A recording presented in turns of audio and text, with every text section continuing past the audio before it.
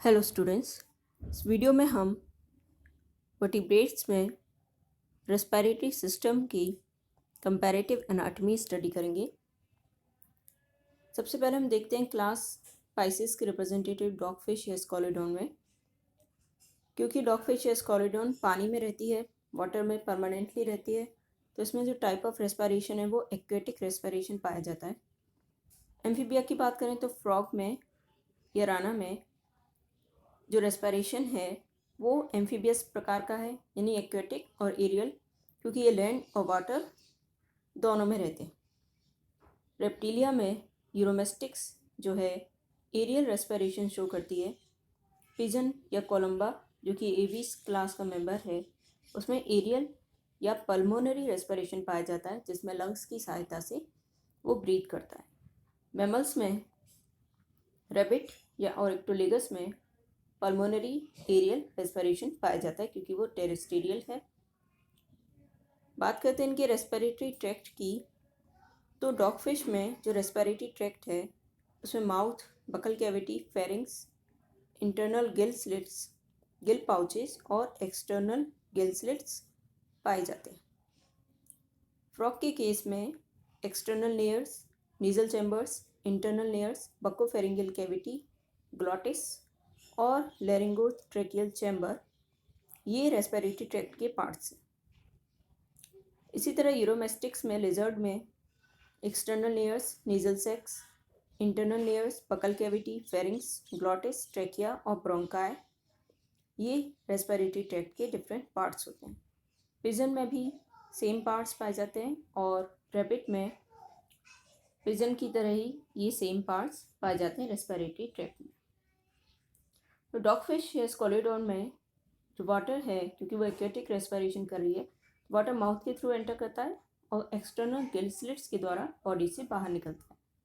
जबकि aerial respiration के case में देखें तो फ्रॉग में एयर जो है एक्सटर्नल लेयर्स, जो ओपनिंग्स हैं एक्सटर्नल, उनके द्वारा एंटर करती है रेस्पिरेटरी ट्रैक्ट में और बाहर भी एक्सटर्नल लेयर्स के थ्रू ही निकलती है।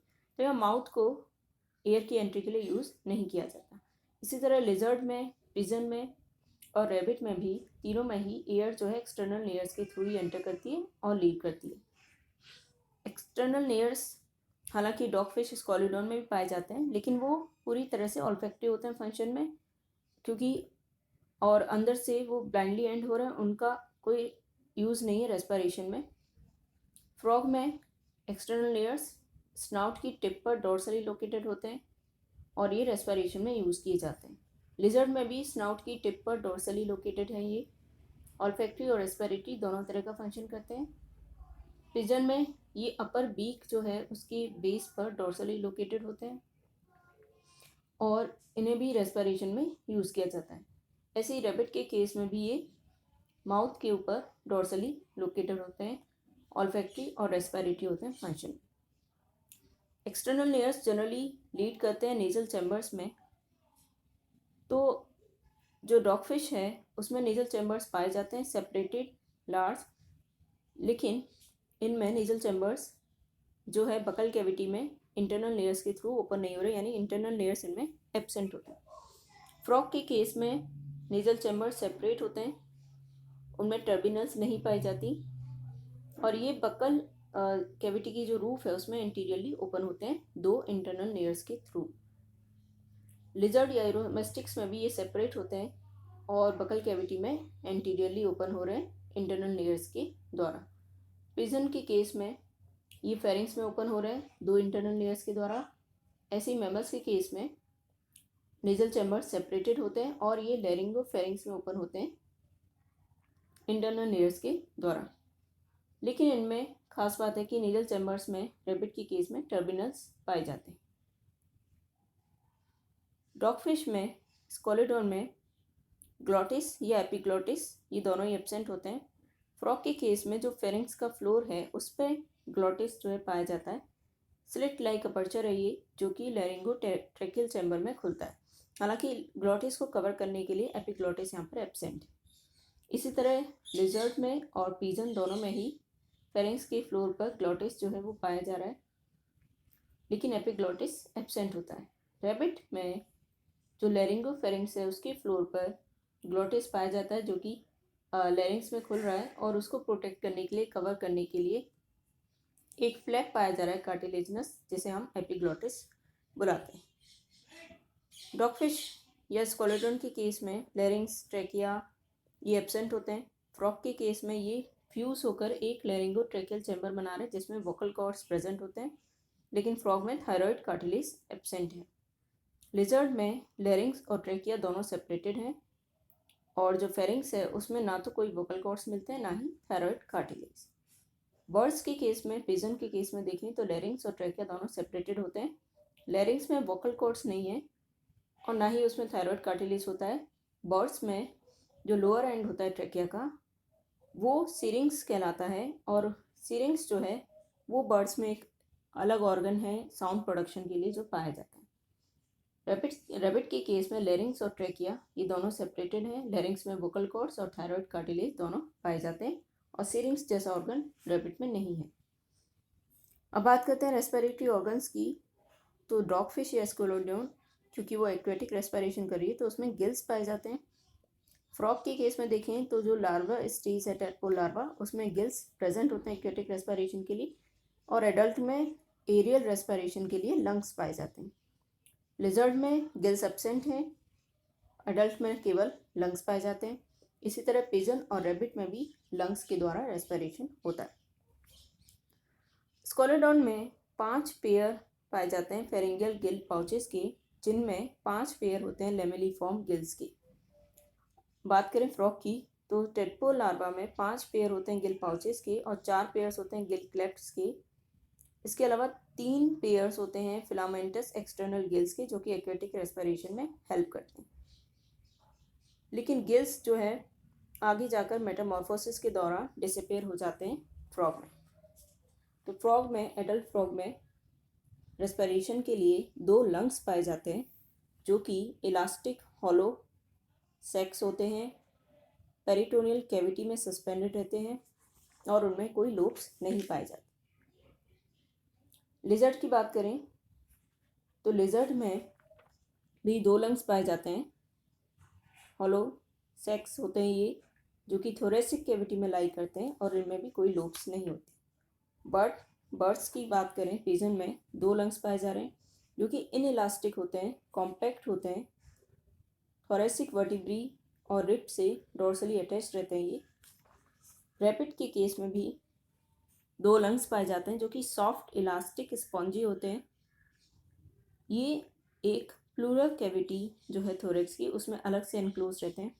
राइट लंग में 4 लोब्स पाई जाती हैं, जबकि लेफ्ट लंग में 2 लोब्स होती हैं। फ्रॉग में लंग्स जो हैं पेरिटोनियम जो कवरिंग है उसके द्वारा एनक्लोज रहते हैं। ये जो कवरिंग है ये जनरली लिजर्ड, पिजन और रैबिट में भी पाई जा रही है। एल्वियोलाई जो है वो मेन गैसियस एक्सचेंज के लिए सरफेस प्रोवाइड करते हैं, लेकिन ये कम होते हैं नंबर में फ्रॉग के केस में। लिजर्ड की यूरोमेस्टिक्स की बात करें तो उसमें भी एल्वियोलाई जो है वो कम होते हैं नंबर्स में। पिजन के केस में लंग्स में एल्वियोलाई नहीं पाए जाते, बल्कि एयर कैपिलरीज का एक नेटवर्क पाया जाता है। रैबिट में लंग्स में जो टर्मिनल ब्रांचेस हैं ब्रोंक्यूल्स की, वो एल्वियोलाई बनाते हैं, जो कि ग्रेप लाइक क्लस्टर्स के समान दिखते हैं, और ये एल्वियोलाई जो है हाईली वेस्कुलर होते हैं। बर्ड्स में लंग्स में कैरेक्टरिस्टिकली एयर सेक्स पाए जाते हैं, जो कि large thin walled elastic hollow sacs होते हैं, नॉन वेस्कुलर होते हैं ये, और लंग्स के साथ में कनेक्टेड रहते हैं। तो एयर सेक्स का एक सिस्टम पाया जाता है। ये एयर सेक्स जो कैरेक्टरिस्टिक हैं बर्ड्स के लंग्स की। बात करते हैं बक्कोफेरिंगियल टाइप ऑफ रेस्पिरेशन। ये रेस्पिरेशन का जो टाइप है ये फ्रॉग में देखने को मिलता है। इस केस में क्या होता है, बक्को फेरिंगियल रेस्पिरेशन होता है एपिथेलियल लाइनिंग के थ्रू बकल कैविटी के, जो कि हाईली वेस्कुलर हो जाती है, और ये फ्रॉग में पाया जाता है। क्यूटेनियस रेस्पिरेशन भी फ्रॉग में देखने को मिलता है, जिसमें कि जो स्किन है वो मॉइस्ट और रिचली वेस्कुलर रहती है और गैसेस एक्सचेंज में हेल्प करती है। अब बात करते हैं रेस्पिरेटरी मैकेनिज्म की। तो फिश के केस में इंस्पिरेशन के दौरान हाइपोब्रेंकियल मसल्स जो हैं बकल फ्लोर को लोअर करती है, जबकि एक्सपायरेशन के दौरान बकल फ्लोर को रेज करने के लिए कंस्ट्रिक्टर और इंटरब्रेंकियल मसल्स पाई जाती हैं। तो फिश में जैसा आपको पता है गिल्स मिलते हैं, ये हाईली वेस्कुलराइज होते हैं और गैसेस एक्सचेंज जो है वाटर के साथ में इनके द्वारा किया जाता है। बात करते हैं फ्रॉग की, तो फ्रॉग में बकोफेरिंगियल फ्लोर को इंस्पायरेशन के दौरान लोअर करने के लिए स्टर्नोहायल मसल्स पाई जाती हैं, जबकि एक्सपायरेशन के दौरान इसी फ्लोर को रेज करने के लिए पेट्रोहायल मसल्स पाई जाती हैं। तो फ्रॉग्स के केस में जो लंग्स है उसमें एयर एंटर करती हैं, और क्योंकि इनमें एल्वियोलाई की संख्या कम होती है तो पल्मोनरी रेस्पिरेशन ज़्यादा एफिशिएंट नहीं है। लेकिन साथ में इसमें दो प्रकार के और रेस्पिरेशन हो रहे हैं, बकोफेरिंगियल और क्यूटेनियस।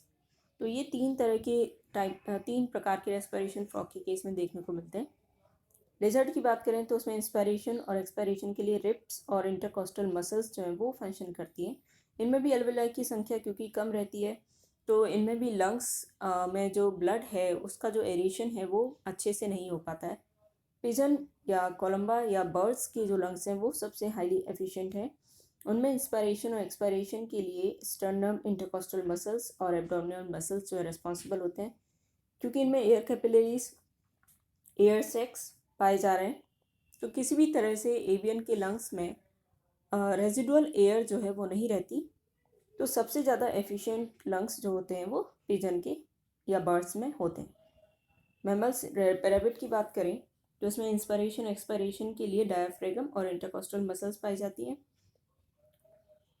और क्योंकि इनमें हालांकि रेजिडुअल एयर रहती है, क्योंकि ये यहाँ पर एयर सैक्स जो है वो नहीं पाए जाते, तो मैमल्स में जो लंग्स हैं वो बर्ड्स के लंग्स के मुकाबले कम एफिशिएंट होते हैं।